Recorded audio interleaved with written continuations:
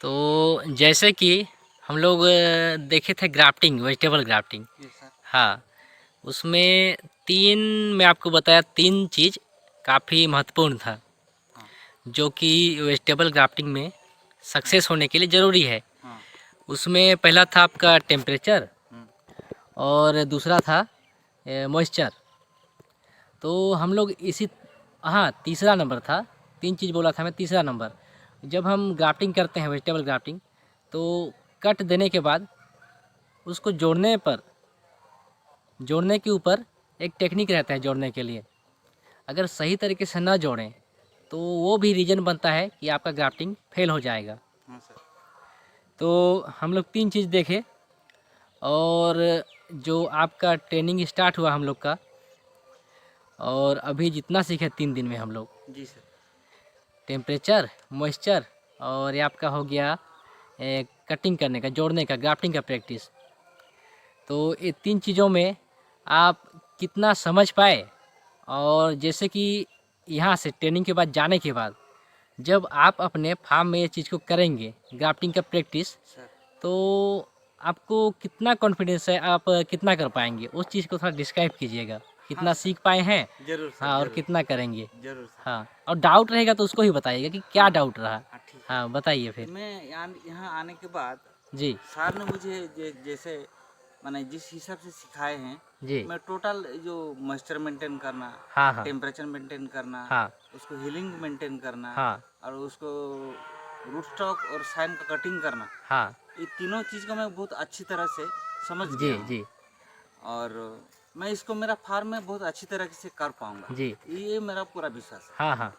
और क्योंकि मैं तो पहले भी आपको बताया हूँ कि यहाँ से जाने के बाद भी, मतलब पोस्ट ट्रेनिंग के बाद भी, है। सर अगर आपको कोई भी दिक्कत आता है सर तो हेल्प मैं हमेशा करूँगा ही। सर सर हाँ, और एक रहता है, जैसे आपको मैं दिखा रहा था ये हार्डनिंग का, उसमें क्या था, अभी हार्ड होने में थोड़ा टाइम ले रहा है। सर तो वो चीज़ को मैं डे बाय डे आपको दिखाता गया कि कैसे हार्ड हो रहा है। सर। तो वो चीज़ भी आप समझे नहीं समझे उसको हाँ भी सर, थोड़ा बहुत अच्छी बताइए। तरह समझ, क्योंकि मैं जी जब से जो 3 दिन से आया हूँ, जी। तो ग्राफ्टिंग करने के बाद उसको हीलिंग चेम्बर में रख के उसको हाँ हार्डनिंग का जो प्रोसेस है, हाँ हाँ। मैं 3 दिन से लगातार देख के आ रहा हूँ जी और जी। मुझे अच्छी तरह से समझ में आया प्रॉब्लम कहाँ से हो रहा है, हाँ हार्डनिंग करने में टाइम क्यों लग रहा है। हाँ हाँ। इसको मैं आपने मेरे को बहुत अच्छी तरह से जी समझाया तो, लेकिन मेरे को प्रैक्टिकली उसको दिखाए हैं, जी जी। तो मैं इसके ऊपर पूरा कॉन्फिडेंट हूँ और हाँ हाँ। इसके ऊपर मेरा अच्छा नॉलेज हुआ है। जी जी। और जैसे आप यहाँ आए उससे पहले मैं आपको बताया था कि ये किस तरह से होने वाला है।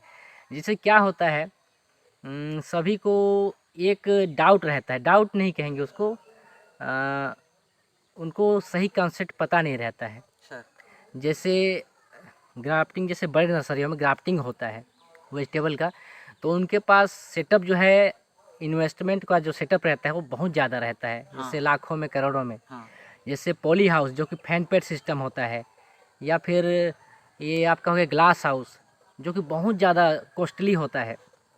तो मैं आपको पहले बताया था कि हम ऐसे मेथड से ग्राफ्टिंग करेंगे जिसमें एक किसान के तौर पे हमको इन्वेस्टमेंट कम से कम लगे।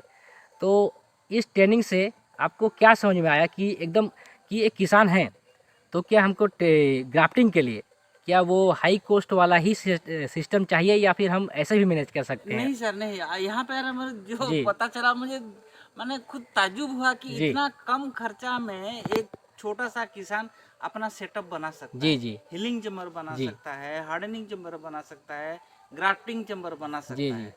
तो ये मुझे बहुत अच्छा लगा, जी। ये कंसेप्ट मुझे बहुत पसंद आया। हाँ, और एक किसान के तौर पे हमको कम से कम इन्वेस्ट करने की ओर ही देखना चाहिए, सर क्योंकि अगर हम एक किसान हैं और अपना पूरा इन्वेस्टमेंट वो बड़े बड़े जो ये स्ट्रक्चर होते हैं, जैसे पॉली हाउस, फैन पेट सिस्टम वाला, या फिर ग्लास हाउस लगाते हैं, तो फिर हमारा जो खेती करने के लिए जो एक प्लान रहता है, प्रोजेक्ट रहता है, बजट रहता है, वो फेल होने का पूरा डर रहता है। हाँ हाँ, क्योंकि फिर जो स्ट्रक्चर में इन्वेस्टमेंट होगा वो बाद में फिर हमको कहीं ना कहीं खेती में, खेती को मैनेज करने में, बजट को मैनेज करने में दिक्कत जाएगा। हाँ, तो जरूर है। जी, तो यही सब बातें थी।